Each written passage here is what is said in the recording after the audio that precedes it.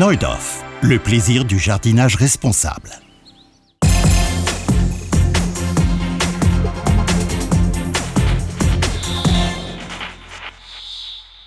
Au verger, il n'y a pas que les gourmands qui convoitent nos fruits, mais aussi quelques insectes et notamment pas mal de papillons, dont les carpocaps. Le carpocaps est un petit papillon qui vient pondre la nuit sur les fruits en formation. La larve va s'insérer à l'intérieur du fruit, creuser des galeries et on obtient une pomme, une prune ou tout simplement une poire véreuse. Alors comment lutter contre les carpocaps? Eh bien on va tout simplement les leurrer, les tromper, utiliser la confusion sexuelle. La plupart des êtres vivants sont capables de communiquer entre eux en sécrétant des substances chimiques. Chez les insectes, les femelles sécrètent ce que l'on appelle une phéromone. C'est un ensemble de molécules très complexes, distillées en des quantités infinitésimales, mais qui ont un pouvoir d'attraction absolument irrésistible sur les mâles. L'étymologie du mot phéromone vient du grec. Phérein, qui veut dire transporter, et hormone qui signifie exciter. Donc on transporte des substances excitantes. Et ça va être le rôle du jardinier dans la nouvelle compréhension de la manière de lutter contre les ennemis du jardin. C'est une nouvelle manière d'envisager la protection des cultures. On ne cherche plus à éradiquer, mais tout simplement à contrôler les populations. En utilisant des pièges à phéromones comme ceci, nous allons empêcher les accouplements, donc il n'y aura pas de ponte et bien sûr pas de chenilles. Contre les carpocaps, parce qu'il en existe au moins deux, on va trouver dans le commerce des pièges à phéromones contre Cydia pomonella, pommier, poirier, cognacier également, et puis des pièges à phéromones contre Cydia funebrana qui attaquent principalement les pruniers. Tiens, d'ailleurs, derrière nous, on a un magnifique spécimen de prunier sauvage, le prunelier. Alors, c'est pas chez lui qu'on va mettre ces phéromones. Alors, qu'il y a donc à l'intérieur de ces boîtes? Eh bien, un piège que nous allons fabriquer ensemble. Qu'y a-t-il à l'intérieur de notre boîte de phéromones? Eh bien, ce que l'on appelle un piège delta qu'il va falloir monter. Il y a des bandes de glu qui vont faire coller les insectes. Et puis, bien sûr, 2 petites doses de phéromones qui servent pour l'ensemble de l'année. Et puis, on a aussi de quoi accrocher notre piège dans l'arbre.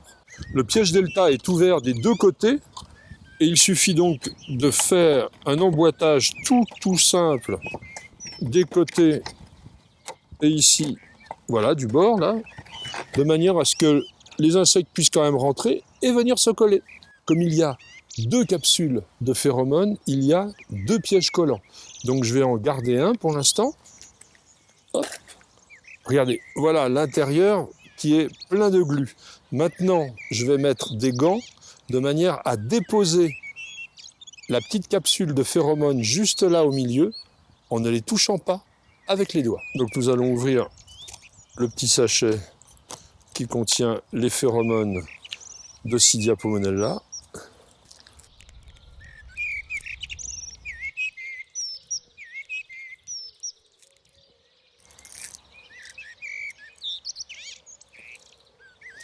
Maintenant, la capsule va diffuser les phéromones et attirer irrésistiblement les carpocaps. Le jeu consiste maintenant à insérer notre capsule de phéromones avec sa glu à l'intérieur du piège delta. Donc, on va glisser tout ce petit monde-là, bien comme il faut. Et voilà, le tour est joué. Attention, ça colle. Voilà. Et maintenant, on l'accroche dans l'arbre. Et c'est terminé. Donc le piège s'accroche tout naturellement dans l'arbre. Attention, nous sommes encore un tout petit peu trop tôt. L'idéal, c'est de le mettre en place à la mi-mai. Ça ne piège que les carpocaps du pommier, du poirier. Donc mettez une petite étiquette pour vous rappeler la teneur de ce piège.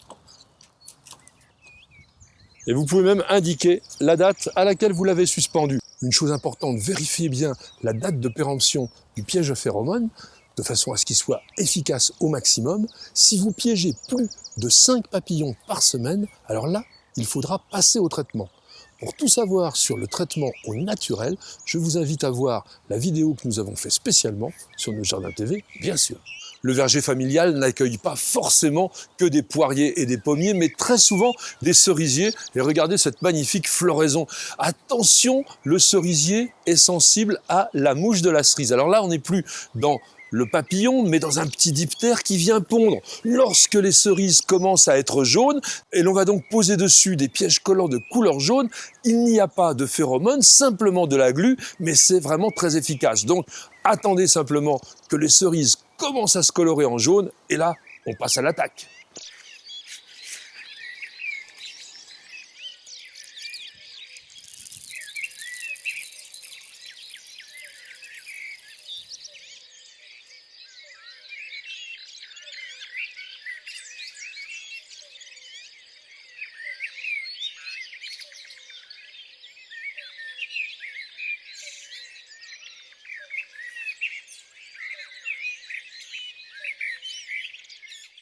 Attention, ceci n'était qu'une démonstration. On met en place quand les cerises jaunissent, c'est tout.